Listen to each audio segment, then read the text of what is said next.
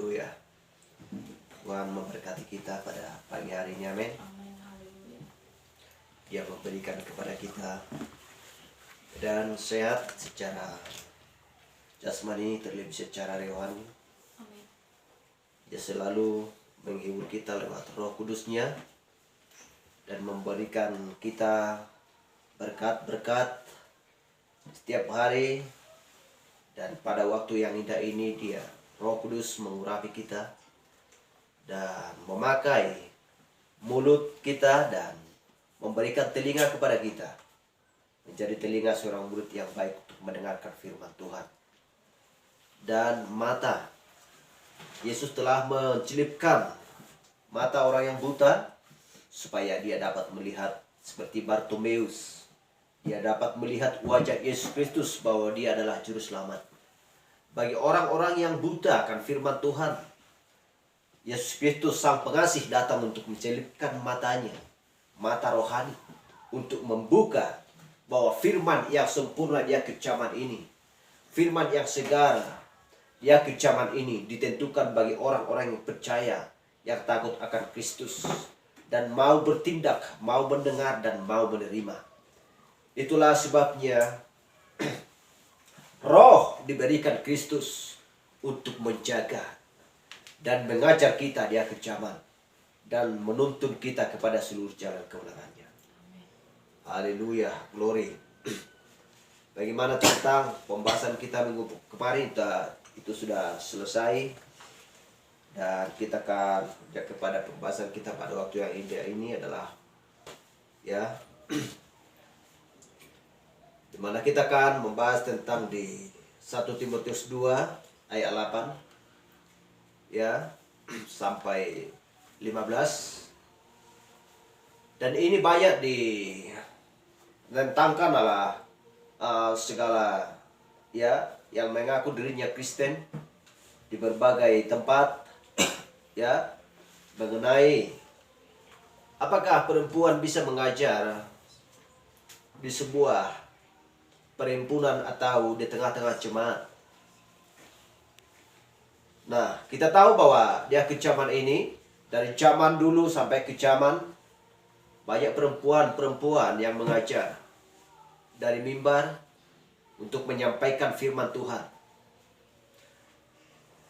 Lantas kenapa Rasul Paulus mengatakan bahwa dia berkata tak kuizinkan seorang pun mengajar?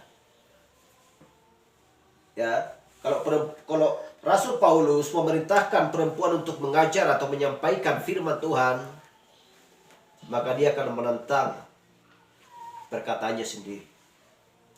Tetapi Paulus berkata, setiap perkataan yang dia ucapkan itu bukan berasal dari dirinya sendiri atau dari hasil pikirannya, melainkan dari Bapa yang di surga. Bukan darah dan daging yang mengatakannya, seperti yang Petrus katakan, melainkan Bapa yang di surga. Haleluya. Hal yang sama juga seperti yang dikatakan oleh Yesus dan juga Yohanes dan juga rasul-rasul yang lain. Tetapi kita benar-benar memahami dan kita sudah mengerti dan tahu sikap apa yang harus kita perbuat kecaman. Dan apa yang diperbuat oleh gereja-gereja. Di mana Wahyu 22:18 menerangkan sampai 19 bahwa tidak boleh menambah dan mengurangi. Jika seorang menambahkan sesuatu kepada perkataan ini, maka aku akan menambahkan kepadanya malapetaka seperti yang tertulis dalam kitab ini. Dan jika seorang mengurangkan sesuatu perkataan-perkataan dari kitab nubuat ini, maka aku akan mengambil bagiannya dari pohon kehidupan dan dari kota kudusnya Allah. Seperti yang tertulis dalam kitab ini. Dan juga Galatia 1:8 dengan jelas mengatakan, apa yang dikatakan Rasul Paulus di sana, sekalipun kami asal seorang malaikat dari surga yang memberitakan Injil kepadamu, suatu Injil yang berbeda yang telah kami beritakan kepadamu, terkutuklah dia. Jadi tidak boleh menambah dan tidak boleh mengurang. Apa yang diucapkan oleh Rasul, apa yang diucapkan oleh Nabi, itu bukan hasil perkataan mereka. Itu bukan hasil keintelektualan mereka, tetapi itu benar-benar berasal daripada surga, dari Allah kita. Haleluya. Dan kita lanjutkan. Mari kita buka Alkitab kita di 1 Timotius 2 ayat 8. Kita baca sampai ayat 13.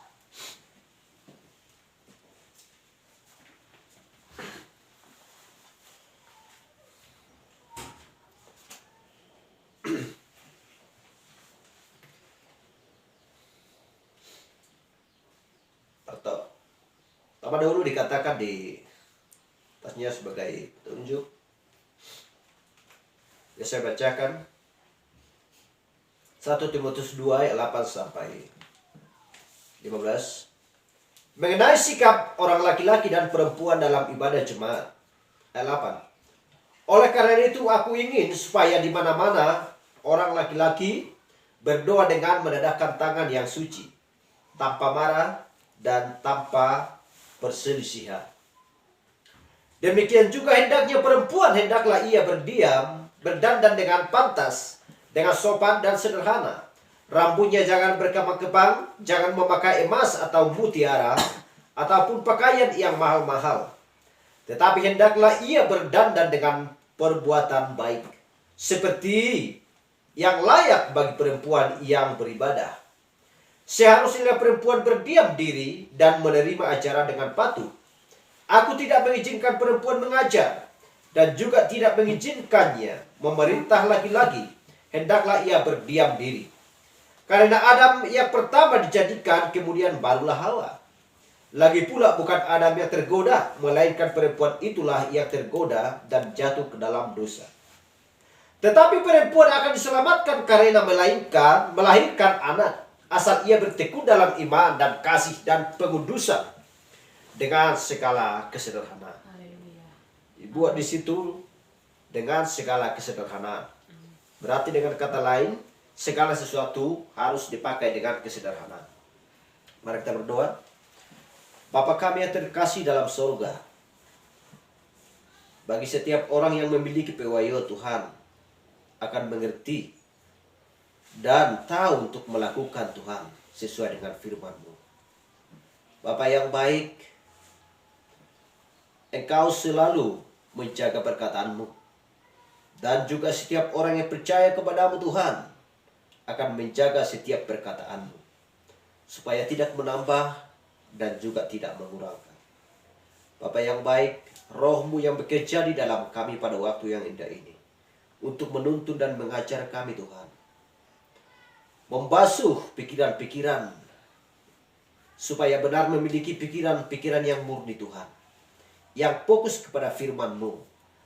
Sebagaimana malaikat memandang wajah Bapa yang di surga, kami melihat Engkau Tuhan dengan iman kami. Terima kasih Bapa di surga, Engkau Tuhan memberitahukan segala sesuatu di akhir zaman ini bagi kami, untuk supaya kami dapat mengerti di mana firman-Mu dulu Tuhan terselubung, sehingga Engkau singkapkan Tuhan di akhir zaman. Dari kitab Kejadian sampai Wahyu, kami mengerti Tuhan, dan kami tahu apa yang harus kami lakukan. Lewat pemberitahuan-Mu Tuhan, lewat pesan-Mu kepada seorang nabi untuk disampaikan kepada kami. Terima kasih Bapa di surga. Sungguh Tuhan semuanya lah sempurna. Dan program-Mu Tuhan, Engkau nyatakan di akhir zaman ini. Terima kasih Tuhan. Terima kasih Bapa. Semuanya di akhir zaman ini, benih-benih-Mu Tuhan Engkau bangkitkan Tuhan. Engkau nyatakan Tuhan bagi mereka bahwa inilah pemulihan pohon mempelai wanita di akhir zaman. Terima kasih Bapa di surga. Terima kasih Tuhan. Kami berdoa juga dengan keluarga-keluarga kami yang seiman dengan kami. Biarlah kami saling mendoakan dan saling mengasihi Tuhan dimanapun mereka berada Tuhan. Bila ada yang sakit, bila Yesus menyembuhkan. Bila ada yang lemah, biarlah tangan-Mu Tuhan menarik dan membangkitkan semangat mereka. Terima kasih Bapa di surga, keluarga kami Tuhan, dan juga orang tua kami, adik kami semuanya Tuhan, kami bawa di dalam doa kami. Biarlah mereka meninggalkan hal-hal keduniaan yang buruk Tuhan, dan berjalan Dan biarlah tangan-Mu Tuhan yang perkasa menopang mereka dan membawa mereka Tuhan kepada air kehidupan Tuhan, yaitu Engkau sendiri. Terima kasih Bapa di sorga. Kami berdoa di dalam nama Yesus Kristus. Haleluya. Amin. Silakan duduk.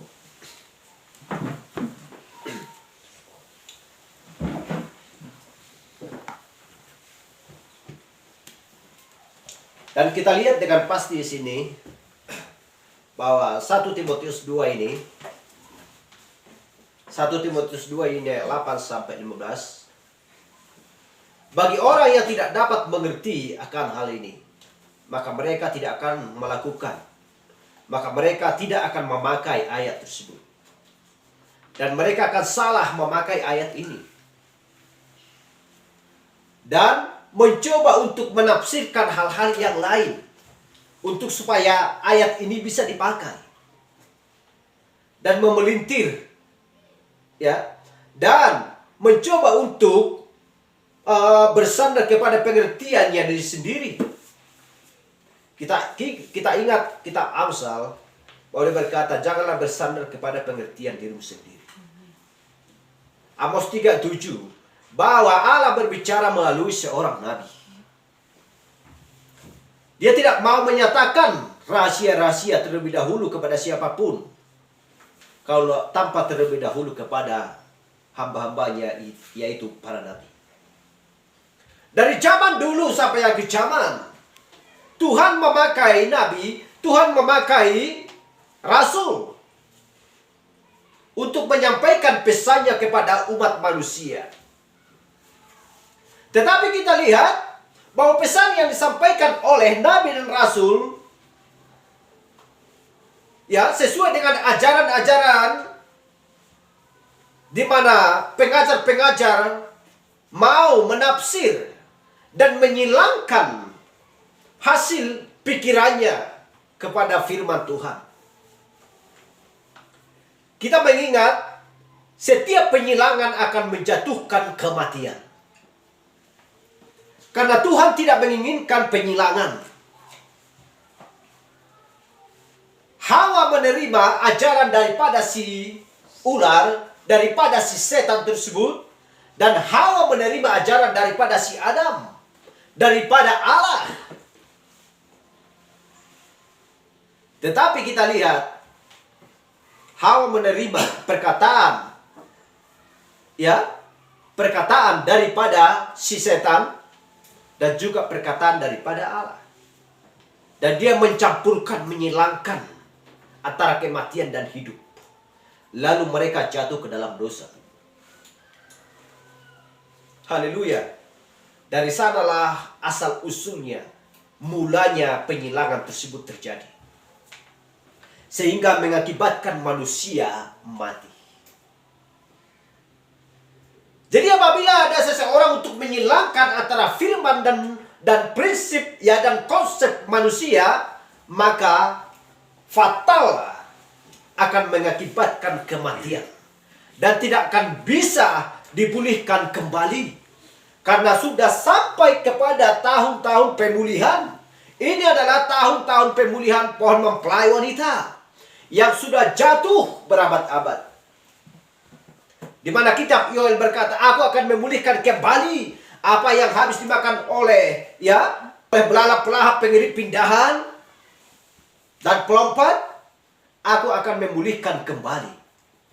Apa yang dimakan adalah firman, buah, daun, ya, dan juga kulitnya, dan juga kehidupan yang ada di dalam pohon tersebut. Batang pohon tersebut sudah diisap oleh belalang tersebut. Tetapi kita lihat bagaimana cara kita untuk supaya kita bisa memahami firman tersebut. Sangat mudah. Kita percaya kepada utusan. Kita percaya kepada nabi dan rasul.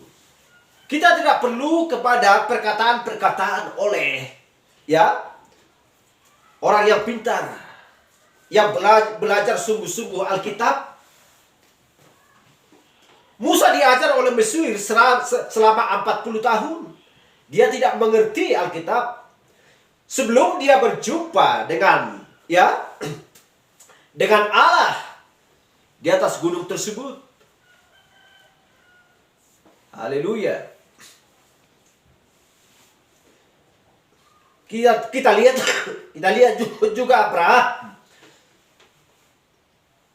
Dia belum menerima, belum memiliki seorang anak sebelum dia berpisah dengan Lot. Sama juga dengan Esau dan Yakub.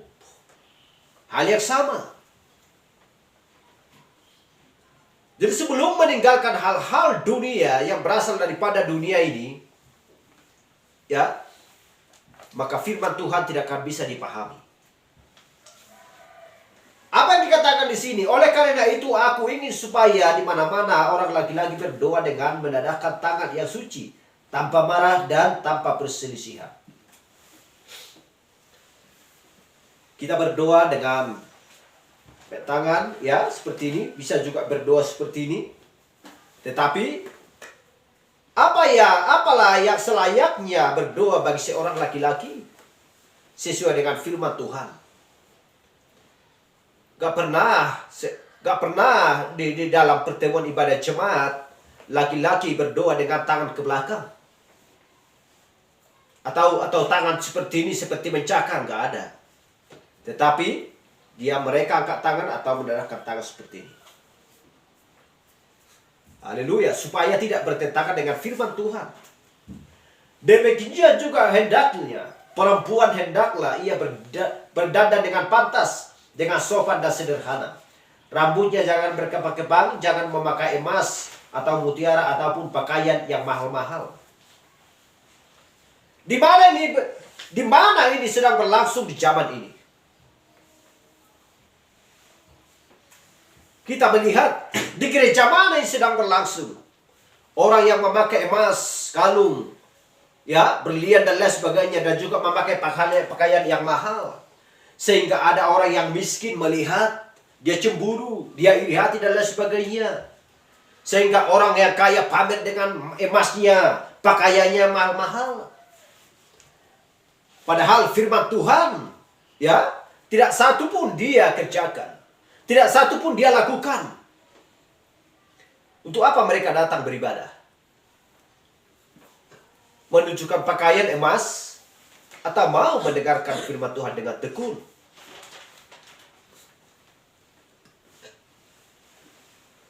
Haleluya. Ketika itu bertentangan dengan firman ini, maka Allah tidak akan mengindahkan doa-doa mereka. Roh tidak akan datang kepada orang-orang seperti itu.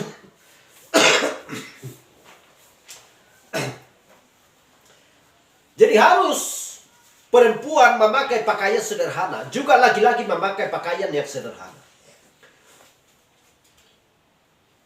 supaya tidak menjadi sandungan. Haleluya, tidak ada iri hati, tidak ada kecongkakan, tidak ada kesombongan dan lain sebagainya. Betapa indahnya di satu peribadahan atau pertemuan ibadah jemaat.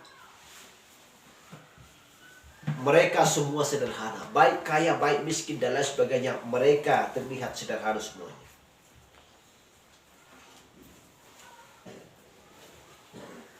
Haleluya.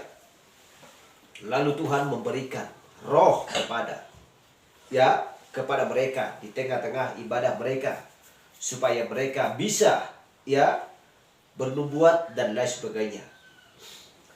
Dan kita baca lagi di ayat 10. Tetapi hendaklah ia berdandan dengan perbuatan baik, seperti yang layak bagi perempuan yang beribadah.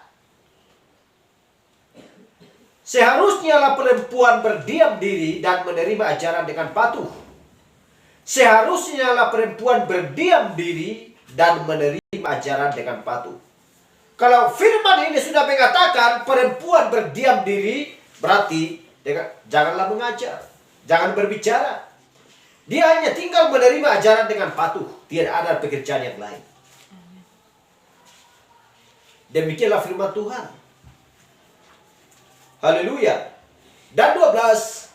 Aku tidak mengizinkan perempuan mengajar. Kalau memang boleh perempuan mengajar, berarti tidak perlu ayat 11 dikatakan seharusnya perempuan berdiam diri dan menerima ajaran.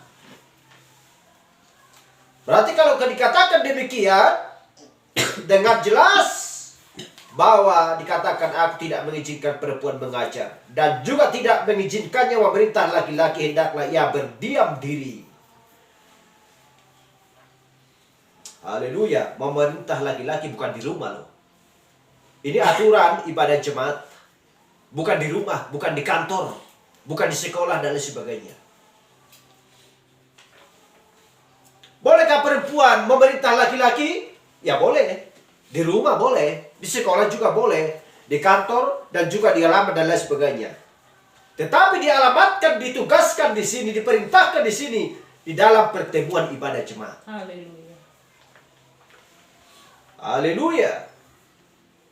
Bagaimana mungkin seorang istri yang baru melahirkan tidak boleh memerintah suaminya? Tolong ambilkan itu, tolong buatkan ini. Ya, itu memerintah namanya. Tetapi itu bukan di dalam ibadah jemaat. Ayat 13, karena Adam yang pertama dijadikan, kemudian barulah Hawa. Bukan Hawa yang pertama, tetapi Adam. Dan ayat 14, lagi pula bukan Adam yang tergoda, melainkan perempuan itulah yang tergoda dan jatuh ke dalam dosa. Haleluya. Nanti kita baca di ayat Kejadian. Dari manakah perempuan itu diambil? Dari manakah Hawa diambil?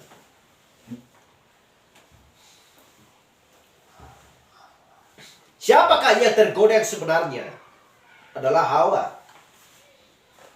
Ayat 15, tetapi perempuan akan diselamatkan karena melahirkan anak. Tetapi ada ditentukan juga di sini asal ia bertekun.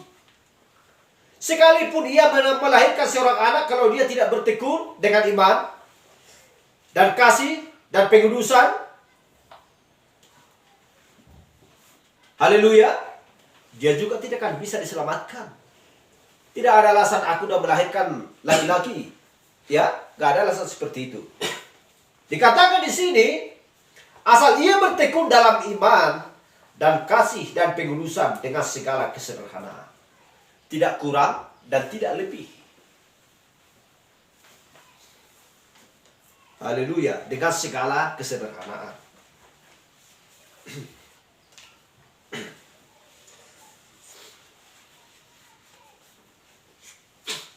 Kita lihat 1 Korintus 14. 1 Korintus 14 ayat 34. Tolong dibacakan.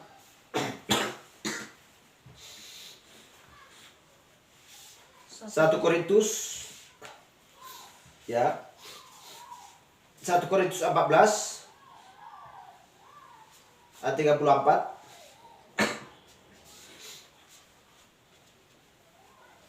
Demikian firman Tuhan.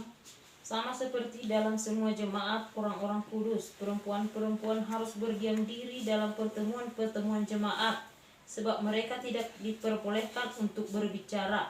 Mereka harus menundukkan diri, seperti yang dikatakan juga oleh hukum Taurat.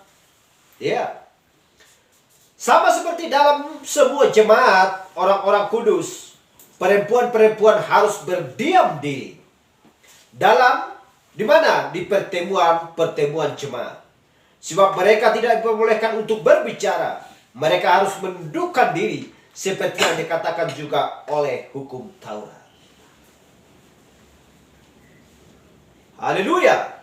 Dan juga selanjutnya di ayat 35 dikatakan, jika mereka ingin mengetahui sesuatu, baiklah mereka menanyakan kepada suaminya di rumah, sebab tidak sopan bagi perempuan untuk berbicara dalam pertemuan jemaat. Amin. Dengan jelas mengatakan ayat ini. Haleluya.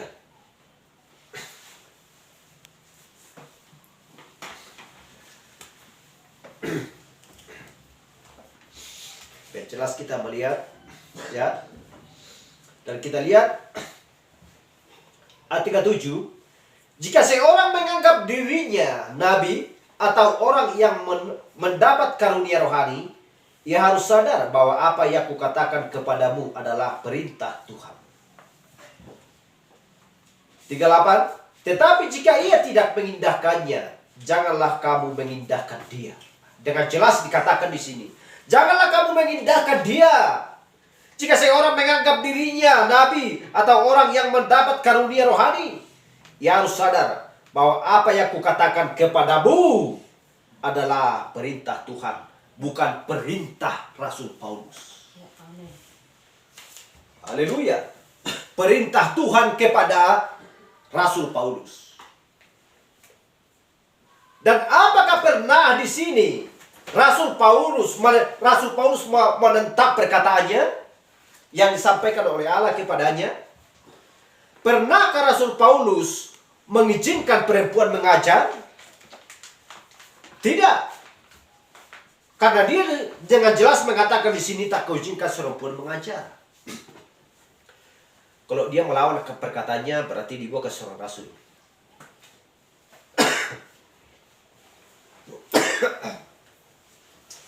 Kita tindakan ini nggak perlu dipakai. Haleluya, karena ini adalah perkataannya Rasul Paulus. Dengan jelas mengatakan di sini. Tetapi jika ia tidak mengindahkannya, janganlah kamu mengindahkan dia.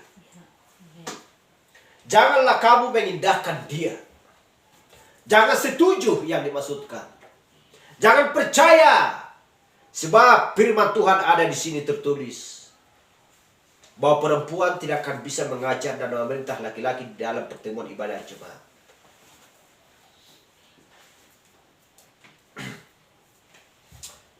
Haleluya. Kita lihat dulu Titus 2 ayat 5. Tolong baca.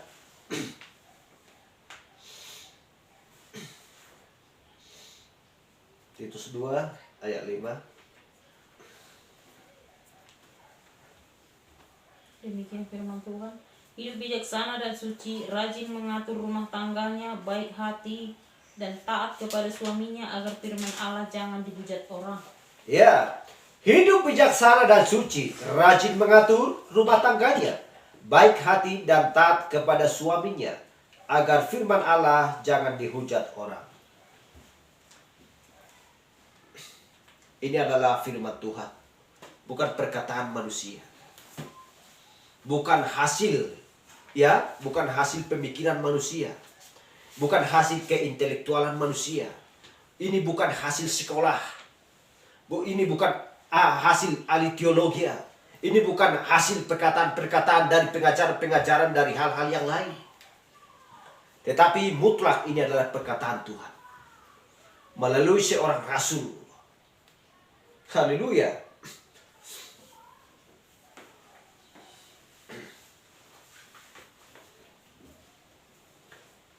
Dan kita lihat juga di Roma 8. Kita akan lambat biar jelas artiannya. Roma 8 ayat 28. Roma 8 ayat 28 biar aku bacakan sampai 30. Kita tahu sekarang bahwa Allah turut bekerja dalam segala sesuatu untuk mendatangkan kebaikan bagi mereka yang mengasihi Dia, yaitu bagi mereka yang dipanggil sesuai dengan rencana Allah. Sebab semua orang yang dipilihnya dari semula, mereka juga ditentukannya dari semula untuk menjadi serupa dengan gambarnya, supaya ia, anaknya itu, menjadi yang sulung di antara banyak saudara. Dan mereka yang ditentukannya dari semula menjadi, dari semula, mereka itu juga dipanggilnya. Dan mereka yang dipanggilnya, mereka itu juga dibenarkannya. Dan mereka yang dibenarkannya, mereka itu juga dimuliakannya. Amin. Haleluya. Setiap orang percaya yang takut akan Tuhan, yang mau melakukan kehendaknya, mereka sudah ditentukannya. Mereka sudah dipilih, dipredestinasi, ya, ditentukan sebelum dasar dunia ada. Sesuai dengan Efesus 1 ayat 4. Sudah dipilih sebelum dasar dunia ada. Haleluya, dipilihnya, ditentukannya, dimuliakannya. Itu adalah kehendak Allah yang sempurna. Bagi setiap orang yang mau melakukan firman-Nya, yang tidak mau menambah dan tidak mau mengurang, dan tidak mau menafsirkan firman, melainkan berkata ya dan amin setiap perkataan firman Tuhan. Karena ada seorang penafsir melalui seorang nabi. Roh mau berbicara melalui seorang nabi. Haleluya. Karena nabi adalah penyambung lidah Allah. Rasul adalah penyambung lidah Allah. Bukan darah dan daging yang berbicara melalui mulut seorang nabi dan rasul. Melainkan roh Bapa yang di surga, yang mengajar, mengucapkan perkataan apa yang diinginkan oleh Allah lewat melalui seorang mulut nabi. Haleluya. Dan di Mazmur 58 ayat 3 berkata, ya, sejak lahir orang-orang fasik telah menyimpang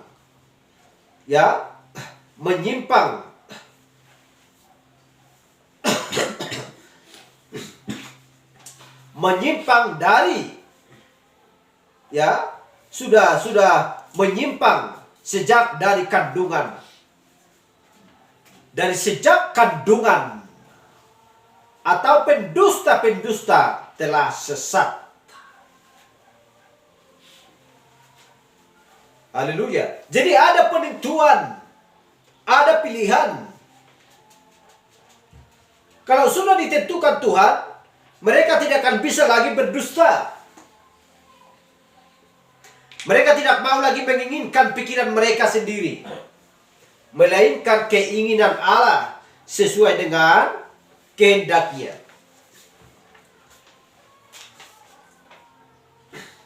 Roma 8 ayat 28 sampai 30.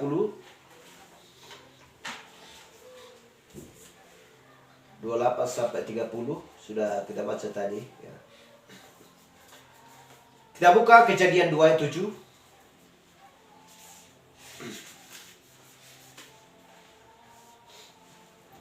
Kejadian 2 ayat 7 dikatakan, ketika itulah Tuhan Allah membentuk manusia itu dari debu dan tanah dan menghembuskan napas hidup ke dalam hidungnya.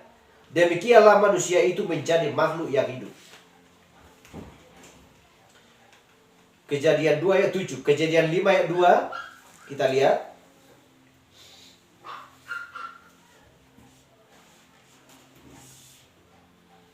Kejadian 5 ayat 2 demikian firman Tuhan. Laki-laki dan perempuan diciptakannya mereka. Ia memberkati mereka dan memberikan nama manusia kepada mereka pada waktu mereka diciptakan.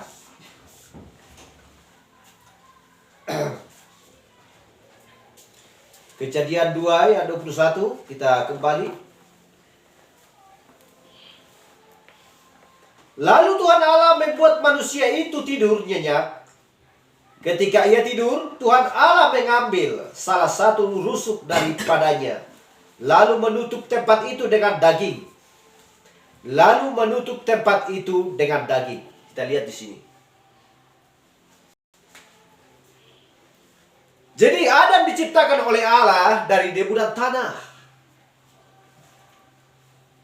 Berarti manusia sudah ada di tanah tersebut sebelum manusia diciptakan. Karena dari sanalah materialnya diambil oleh Allah. Setelah itu, Adam tidak menemukan seorang penolong baginya. Lalu Allah membuat Adam tidur.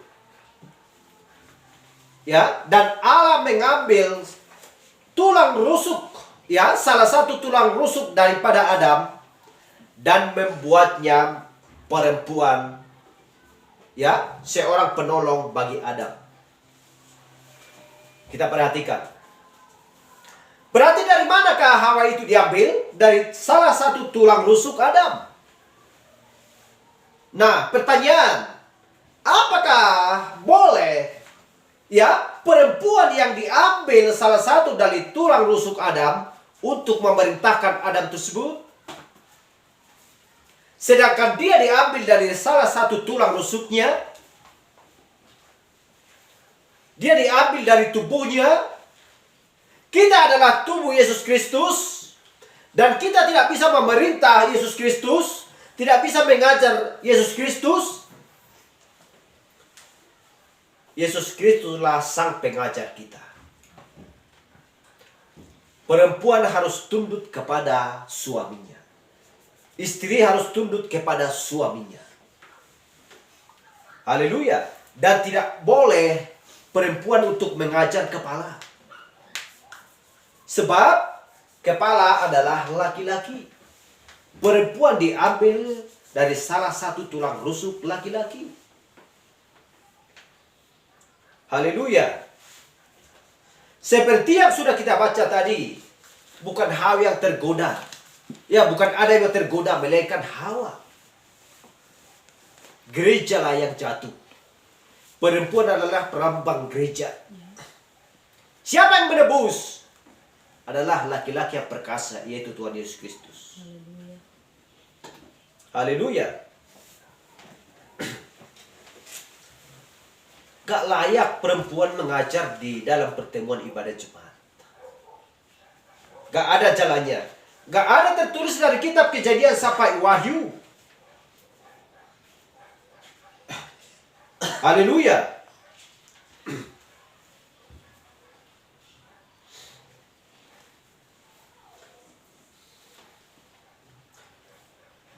Kejadian 2 ayat 22, dan dari rusuk yang diambilnya Tuhan Allah dari manusia itu, dibangunnyalah seorang perempuan, lalu dibawanya kepada manusia itu. Haleluya. Bukan Adam yang dibawa kepada perempuan itu, tetapi perempuan yang dibawa kepada Adam.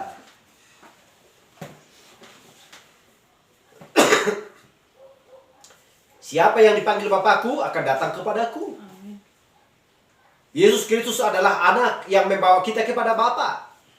Dia adalah sebagai daging ketika dia ada di muka bumi. Siapa yang membawa Rifka? Adalah Eliezer kepada Ishak tuannya. Jadi selalu perempuan itu dibawa kepada laki-laki. Bagaimana mungkin bisa ketika perempuan itu dibawa kepada laki-laki, lalu datang perempuan, oh, aku dibawa ke sini untuk mengajar kamu dan memerintahkan kamu. Gak ada jalannya. Ini berbicara tentang rohani, bukan jasmani. Haleluya.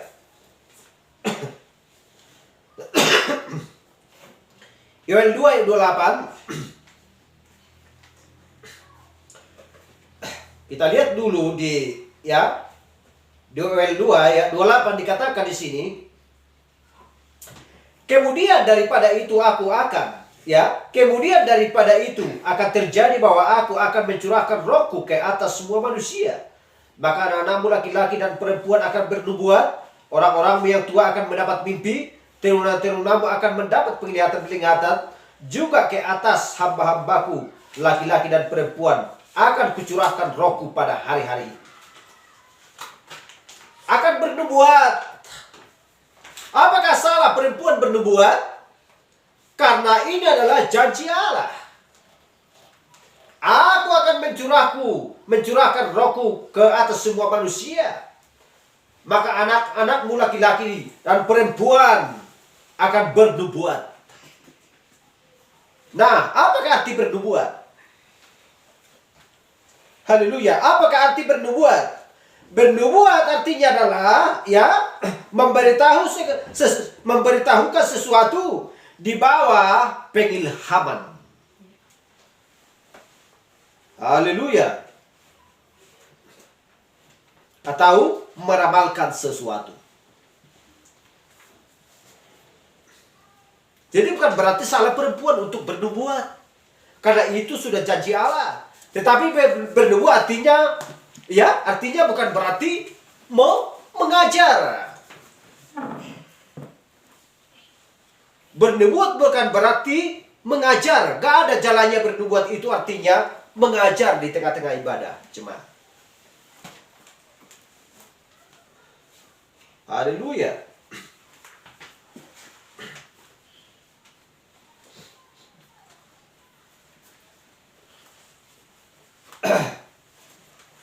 Dan kita lihat di Kisah Rasul 19 juga ayat 2 sampai 6.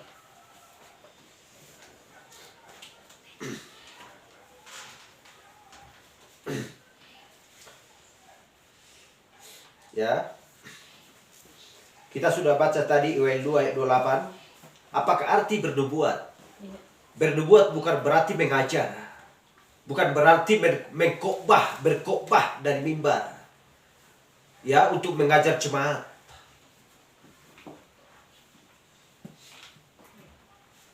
Haleluya. Jadi kita lihat pekerjaan yang dikerjakan oleh Rasul Paulus ini. Apa yang dikerjakan? Rasul Paulus tidak pernah memerintahkan perempuan untuk mengajar di dalam pertemuan ibadah jemaat. Kita lihat seolah-olah firman bertentangan. Kalau memang tidak memiliki pewahyuan, maka mereka tidak akan mengerti. Yesus berkata, ajarlah semua bangsa dan baptislah mereka di dalam nama Bapa, Anak dan Roh Kudus. Kepada siapa disampaikan? Kepada Petrus. Petrus yang dipercayakan oleh Yesus. Sehingga dia bertanya, apa engkau mengasihi aku Petrus? Sebanyak 3 kali aku mengasihi engkau Tuhan. Ketika pengembala disampaikan kepada Petrus, Yesus berkata, baptislah mereka di dalam nama Bapa dan Roh Kudus. Pertanyaan, kenapa Petrus nggak mau membaptis ya seperti yang dikatakan oleh Yesus kepadanya? Padahal sudah ditanya sebanyak 3 kali. Kenapa dia tidak melakukan? Kenapa Petrus mengajarkan ya kepada orang Yahudi? Ketika mereka sudah menyalibkan Tuhan Yesus, mereka bertanya, oleh karena itu kami sudah tahu bahwa yang kami salibkan itu adalah Tuhan. Apa yang harus kami lakukan Petrus? Supaya dosa kami diampuni. Lalu Petrus berkata, bertobatlah dan hendaklah kamu masing-masing memberi dirimu dibaptis di dalam nama Yesus Kristus untuk pengampunan dosamu, maka kamu akan menerima karunia Roh Kudus. Di mana tertulis Kisah 2:38? Kenapa Petrus mengatakan demikian? Kenapa dia nggak mengingat perintah Yesus Kristus kepadanya? Ya, padahal perintah Yesus Kristus mereka harus membaptis dalam nama Bapa, Anak dan Roh Kudus. Nah yang kedua, Kisah Rasul 19 di sini dikatakan ayat 2, katanya kepada mereka, sudahkah kamu menerima Roh Kudus ketika kamu menjadi percaya? Kita sudah baca tadi di Yoel 2 ayat 28. Kalau tanpa menerima Roh Kudus, maka mereka tidak seorang pun yang bisa bernubuat. Nah, bagaimana caranya supaya bernubuat? Bagaimana mereka supaya mendapatkan Roh Kudus dan menerima Roh Kudus? Sudahkah kamu menerima Roh Kudus ketika kamu menjadi percaya? Akan tetapi mereka menjawab, dia belum. Bahkan kami belum pernah mendengar bahwa ada Roh Kudus. Lalu kata Paulus kepada mereka, kalau begitu dengan baptisan manakah kamu telah dibaptis? Jawab mereka, dengan baptisan Yohanes. Kata Paulus, baptisan Yohanes adalah pembaptisan orang yang telah bertobat. Dan ia berkata kepada orang banyak bahwa mereka harus percaya kepada dia yang datang kemudian daripadanya, yaitu Yesus. Ketika mereka mendengar hal itu, mereka memberi diri mereka dibaptis dalam nama Tuhan Yesus. Dan ketika Paulus menampakkan tangan di atas mereka, turunlah Roh Kudus ke atas mereka dan mulailah mereka berkata-kata dalam bahasa roh dan bernubuat. Kita sudah mengerti apakah arti bernubuat. Dan kita sudah mengerti apakah arti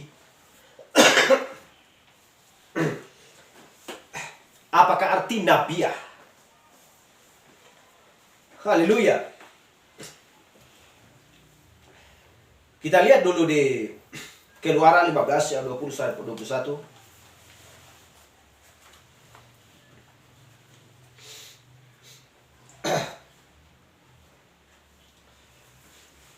Keluaran 15 ayat 20.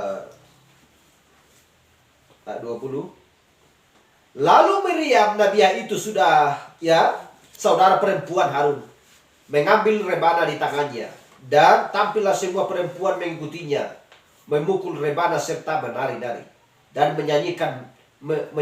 menyanyilah Miriam memimpin mereka, menyanyilah bagi Tuhan sebab ia tinggi luhur.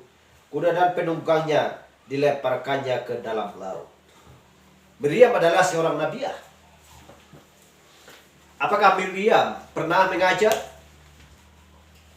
Gak pernah. Dia adalah seorang nabiah. Kita lihat di 2 Raja-Raja 22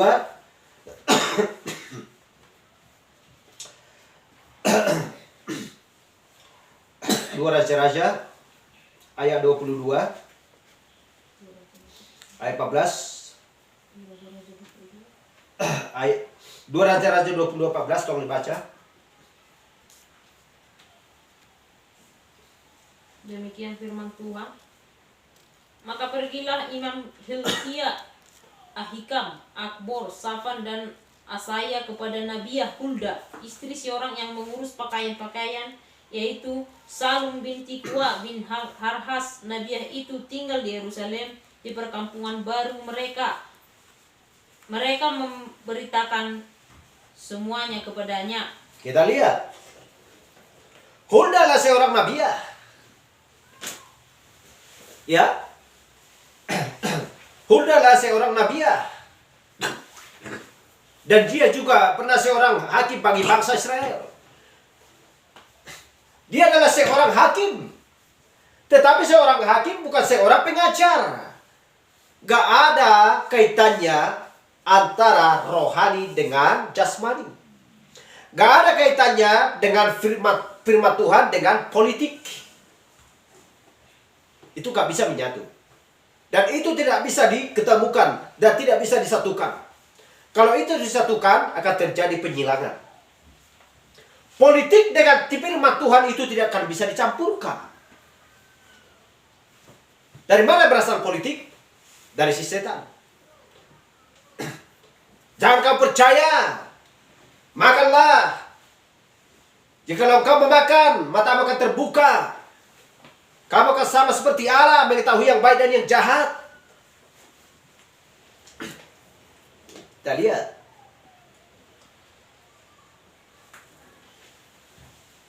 Dan itu tidak akan bisa dipisahkan, disatukan. Itulah sebabnya Allah memisahkan antara terang dan gelap. Antara malam dan siang.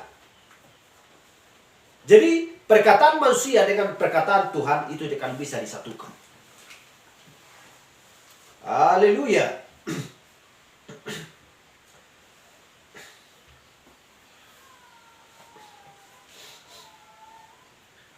Kita lihat hakim-hakim juga.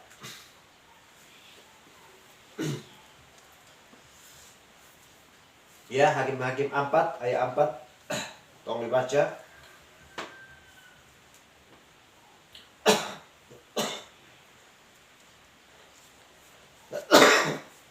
Hakim-Hakim 4 ayat 4 sampai 5.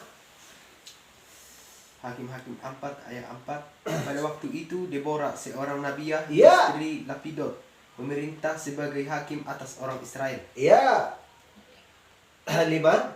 Ayat 5. Ia bisa duduk di bawah pohon korma Deborah antara Rama dan Batel di pegunungan Efraim, dan orang Israel menghadap dia untuk menghakim kepada. Kita lihat di sini.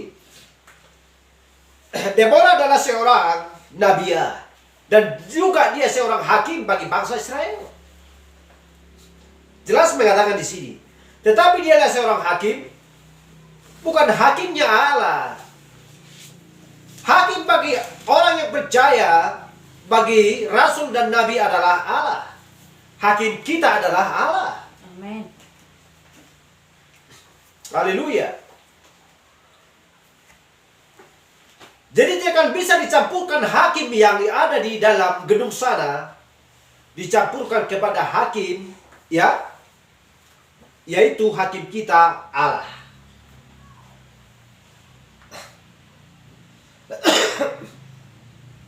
Gak bisa duduk. Pernahkah kita melihat Yesus Kristus duduk? Ya, karena Allah sudah menyampaikan penghakiman kepada Kristus. Dengan kata lain bahwa Yesus Kristus adalah seorang hakim. Pernahkah Yesus Kristus berduduk atau sama-sama memerintah dengan hakim? Atau saya katakan dulu Pilatus, ya? Pontius Pilatus, pernahkah dia duduk bersama-sama dengan Kristus memerintahkan manusia? Memerintahkan rakyat? Gak ada jalannya itu. Hakim yang ada di surga dan hakim yang ada di dunia, itu dia akan bisa disatukan.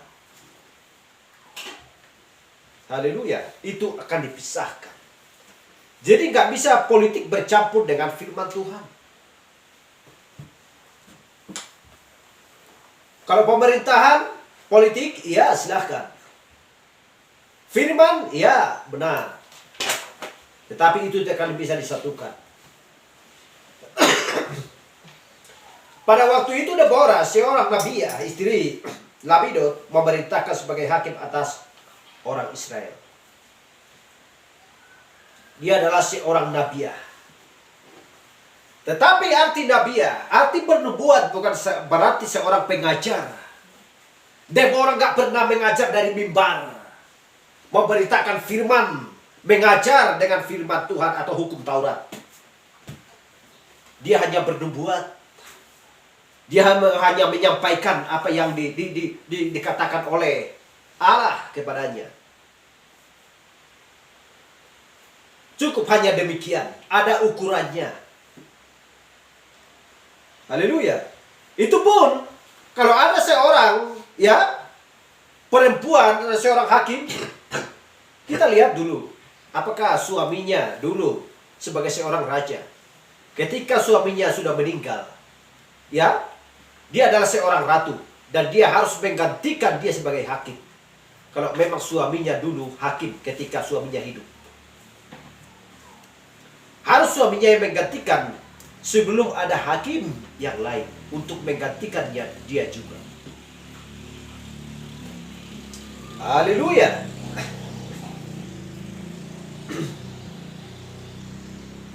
Dan juga kita lihat juga Hana. Apakah Hana pernah berdoa di Lukas 2 36 sampai 38. Coba dilihat, baca.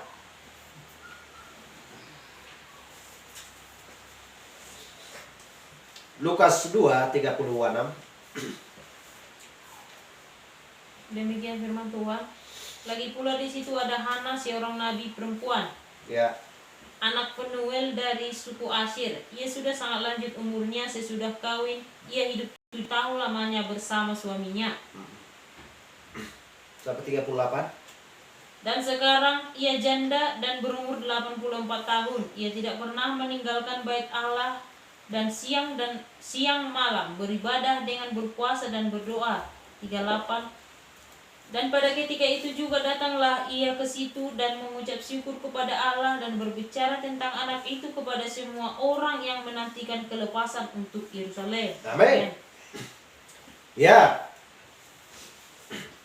Dan pada ketika itu juga datanglah ia ke situ dan mengucap syukur kepada Allah dan berbicara tentang anak itu kepada semua orang yang menantikan kelepasan untuk Yerusalem. Ayat 37. Dan sekarang ia janda dan berumur 84 tahun. Ia tidak pernah meninggalkan bait Allah dan siang dan malam. Dia selalu beribadah dan berdoa. Tetapi di sini dikatakan bukan mengajar, bukan berkhotbah, tetapi berdoa dan beribadah dan berpuasa. Gak ada di dalam Alkitab dari kitab Kejadian sampai Wahyu bahwa kedapatan di sini satu orang pun perempuan mengajar. Jika ada seorang perempuan mengajar, Alkitab gagal. Tetapi kalau dikatakan bahwa seseorang menerangkan ini, dan mengatakan bahwa ada di sini banyak perempuan yang mengajar, itu benar-benar tidak memiliki pewahyuan. Itulah sebabnya Yesus Kristus meninggalkan gereja organisasi, karena di sana sudah diorganisasikan. Itulah membuat gereja cemar. Apa yang dikatakan Paulus, lihat di belakangku, serigala-serigala ganas akan datang. Mereka memakai bulu domba. Kita lihat di zaman Martin Luther. Di zaman Martin Luther nggak boleh perempuan memakai celana dan memotong rambut. Dia akan sekap, dia akan keluarkan dari pertemuan ibadah jemaat. Tetapi kita lihat ketika Martin Luther mati, apa yang sedang berlangsung? Serigala-serigala ganas masuk di tengah-tengah mereka untuk mengizinkan perempuan mengajar, ya, dan memberitakan hal-hal yang tidak sesuai dengan firman Tuhan. John Wesley, kita lihat semuanya itu zaman gereja tersebut yang ada di kitab Wahyu. Haleluya. Jadi kita harus mengerti dan memahami ini. Tetapi karena kita mempelai wanita Kristus di akhir zaman, orang-orang yang sudah dipulihkan kembali, ya, sudah mendapat pengajaran yang sempurna, dan mata kita diberikan Allah mata yang tajam seperti mata anak Raja, yang benar-benar percaya kepada firman dari kitab Kejadian sampai Wahyu, dan tidak mau menambah dan tidak bisa membuang. Haleluya. Seperti yang saya katakan tadi, seolah-olah pembaptisan itu bertentangan. Kristus mengatakan dibaptis dalam nama Bapa, Anak, dan Roh Kudus. Pengembalaan disampaikan kepada Petrus. Petrus seolah-olah menyangkal dan tidak percaya kepada perkataan Yesus. Tetapi Petrus tahu bahwa Bapa, Anak, Roh Kudus adalah Tuhan Yesus Kristus. Haleluya. Amin. Tidak ada dua Tuhan. Kita gak pernah menyembah Allah lalu menyembah Yesus. Kita tahu bahwa bahwa Yohanes 1 ayat 1 mengatakan pada mulanya adalah firman. Firman itu bersama-sama dengan Allah, dan firman itu adalah Allah. Dan firman itu menjadi daging dan tinggal di antara kita. Dikatakan di sana firman adalah Allah. Allah itu menjadi daging dan tinggal di antara kita. Kenapa?